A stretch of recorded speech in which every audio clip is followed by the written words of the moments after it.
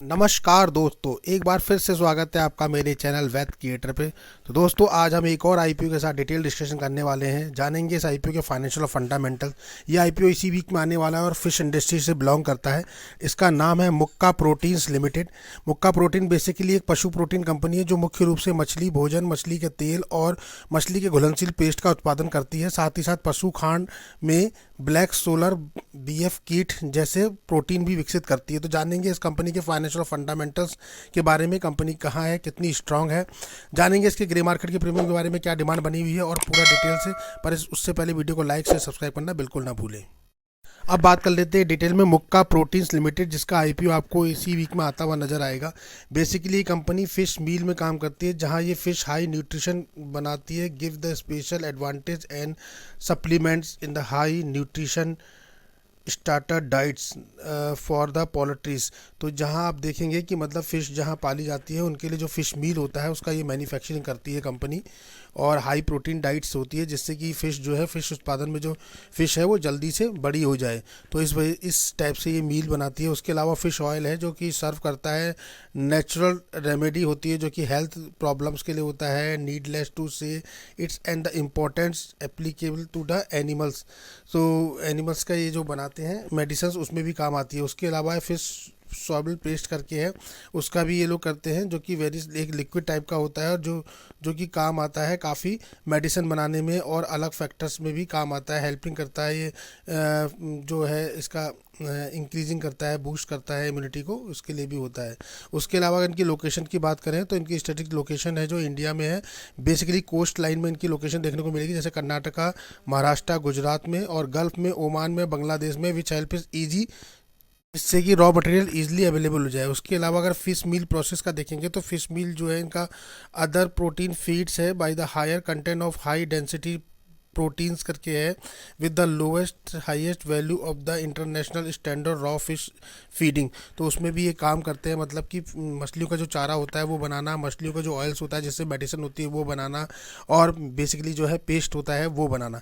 बात कर लें कंपनी की, तो कंपनी जो इनकॉर्पोरेट हुई थी मार्च 2023 में हुई थी, मुक्का प्रोटीन्स लिमिटेड के नाम से, जो कि मैन्युफैक्चरिंग है फिश प्रोटीन प्रोडक्ट की। बेसिकली फिश जो प्रोटीन होता है उसको ये प्रोडक्ट करती है, मैन्युफैक्चरिंग करती है। The company produce and supply fish meals, fish oils and fish paste. तो ये तीन कैटेगरी में बेसिकली बिलोंग करती है, which are essential ingredient for the product of acquire feed.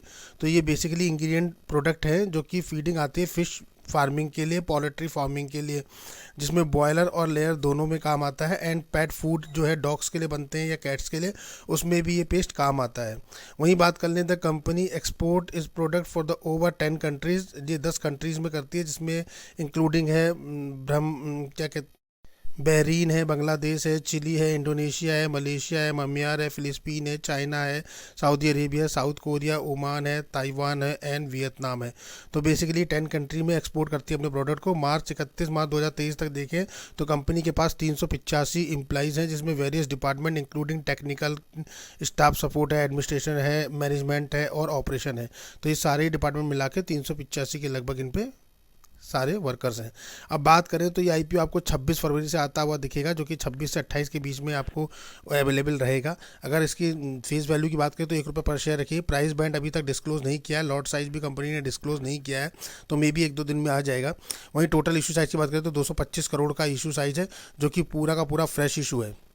वहीं प्रमोटर होल्डिंग की बात करें तो कंपनी के प्रमोटर होल्डर्स जो है वो कलानंद मोहम्मद हारिश करके हैं, और कलानंद मोहम्मद आरिफ करके, और कलानंद मोहम्मद आतिफ करके हैं। तो ये तीनों हैं, मुझे लगता है कि ये एक ही फैमिली है जिनके पास पूरा 100% शेयर होल्डर है। और अगर आप देखेंगे तो इस आईपीओ के बाद कितना ये डाइल्यूट हो जाएगा ये कहीं मेंशन किया नहीं है, बट 100% जो है इन्हीं के पास है। तो यानी इक्विटी कुछ भी डाइल्यूट नहीं की गई है अभी तक। उसके अलावा रिजर्वेशन चार्ट की बात करें तो क्यूआईबी के पास 50% का पोर्शन है। रिटेल कैटेगरी की अगर बात करें तो यहाँ 35 देखने को मिल रहा है, और एचएनआई कैटेगरी में 15% का पोर्शन दिया गया है। तो रिटेल के लिए काफ़ी अच्छा है कि 35% का है, लेकिन आईपीओ का जो साइज है, इशू साइज, वो काफ़ी छोटा है, जिसकी वजह से चांसेस थोड़े कम रह जाते हैं। अब बात कर लेते हैं प्रॉफिट और लॉस अकाउंट की। देखते हैं कि कंपनी फाइनेंशियली फंडामेंटली कितनी स्ट्रांग है। तो बात करते हैं कंपनी के फाइनेंशियल में, जो कि हमें देखने को मिल रहे हैं सिर्फ 21 और 22, यानी 2 ही साल के अवेलेबल है फाइनेंशियल, और 23 के फाइनेंशियल अभी तक अवेलेबल नहीं है यहाँ। तो यानी कि इस साल के अवेलेबल कोई भी फाइनेंशियल नहीं कंपनी ने डिस्क्लोज किया है। तो अभी तक 2 ईयर के फाइनेंशियल हमारे साथ हैं, जिनमें फाइनेंशियल ईयर 21 और 22 की अगर हम बात करें, तो एसेट की अगर हम बात करें तो फाइनेंशियल ईयर 21 में कंपनी पे 353 करोड़ के एसेट थे और बढ़ के 392 करोड़ हो गए 22 में। तो 353 से 392 पहुंचे। वहीं रेवेन्यू पीस की बात करें तो 609 करोड़ थे 21 में, 776 करोड़ हो गए 22 में। प्रॉफिट आफ्टर टैक्स की बात करें तो 11 करोड़ के लगभग 21 में थे और 25 करोड़ के लगभग 22 में हो गए। वहीं नेटवर्थ की बात करें तो 609 करोड़ से बढ़ के 776 करोड़ 22 में पहुंच गए। वहीं अगर हम बात करें रिजर्व की, तो वो 80 करोड़ के लगभग थे, जो कि 68 करोड़ के लगभग पहुंच गए, 60 करोड़ से 68 करोड़ के लगभग पहुंचे। बोरिंग की बात करें तो 159 करोड़ से 173 करोड़ के लगभग पहुंच गए, यानी बोरिंग जो है इंक्रीजिंग ट्रेंड में, तो एक कंसर्न बना हुआ है। बाकी सारे parameter asset, revenue, profit after tax, net worth, reserve, surplus की बात करें तो काफ़ी अच्छे हैं। और कंपनी पे देखे जाए तो रिजर्व भी काफ़ी अच्छे हैं, 68 करोड़ के लगभग रिजर्व है। लेकिन पिछले 1 साल में क्या कंपनी ने परफॉर्म किया ये कहीं भी नहीं दिख रहा है। तो हमें लास्ट 2 ईयर्स का परफॉर्मेंस तो दिखाई दे रहा है। तो उसके हिसाब से हम देखें तो कंपनी ओके है, कंपनी को हम गुड कैटेगरी में कर सकते हैं और सारे फाइनेंशियल अच्छे दिखा रहे हैं। बट लेकिन लास्ट ईयर का फाइनेंशियल क्या बोलते हैं, इसके बेस पे डिपेंड होगा कि कंपनी पिछले 1 साल में कंपनी ने क्या किया है, क्या परफॉर्मेंस किया है।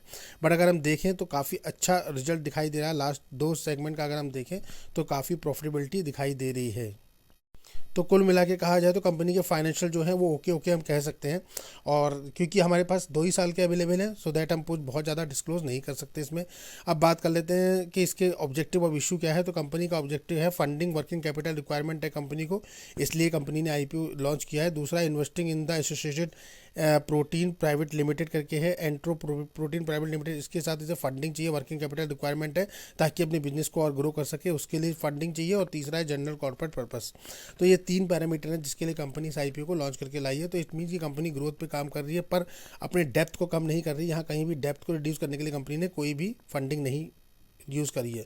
इंपॉर्टेंट डेट्स की अगर हम बात करें तो इंपॉर्टेंट डेट्स क्या होने वाली है, 26 फरवरी को आपको आईपीओ ओपन होता हुआ दिखाई देगा मार्केट में, जो कि 26 से 28 3 दिन तक अवेलेबल रहेगा, यानी 28 फरवरी को क्लोज हो जाएगा। वहीं बेसिस ऑफ अलॉटमेंट की बात करें तो आपको अलॉटमेंट 29 फरवरी को देखने को मिलेंगे। इनिशिएट ऑफ रिफंड आपके अकाउंट में अगर नहीं मिलता है तो 1 मार्च को प्रोसेस हो जाएंगे। और क्रेडिट ऑफ डीमेट जो शेयर हैं आपके, वो आपके डीमेट अकाउंट में भी 1 मार्च तक दिखने लग जाएंगे। लिस्टिंग की डेट है 4 मार्च को, यानी कि मंडे को।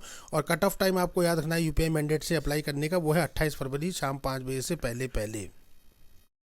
वहीं दोस्तों बात करें ग्रे मार्केट प्रीमियम की, तो ग्रे मार्केट में ऐसी कोई डिमांड अभी बनी नहीं है अच्छी, पर देखें फिर भी ग्रे मार्केट में डिमांड चल रही है। अगर आप देखेंगे तो इस आईपीओ का प्राइस बैंड अभी तक डिसाइड नहीं हुआ है, आईपीओ का प्राइस बैंड अवेलेबल नहीं है, पर फिर भी जीएमपी देखेंगे तो 11 रुपये के लगभग पर ट्रेड कर रही है।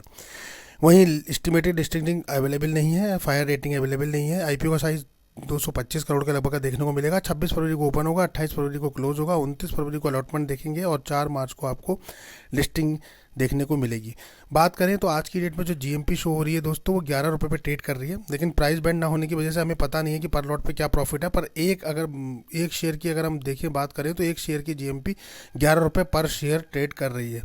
तो देखते हैं, जब एक बार ये क्लियर हो जाएगा जीएमपी, पता लग जाएगा कि क्या डिमांड है, कितना में लिस्टिंग गेन मिल रहा है। अभी तक प्राइस बैंड अवेलेबल नहीं है, लेकिन अभी जब प्राइस बैंड बनेगा, जब तक ये वीडियो बन रहा है तब तक तो दोस्तों अवेलेबल नहीं था।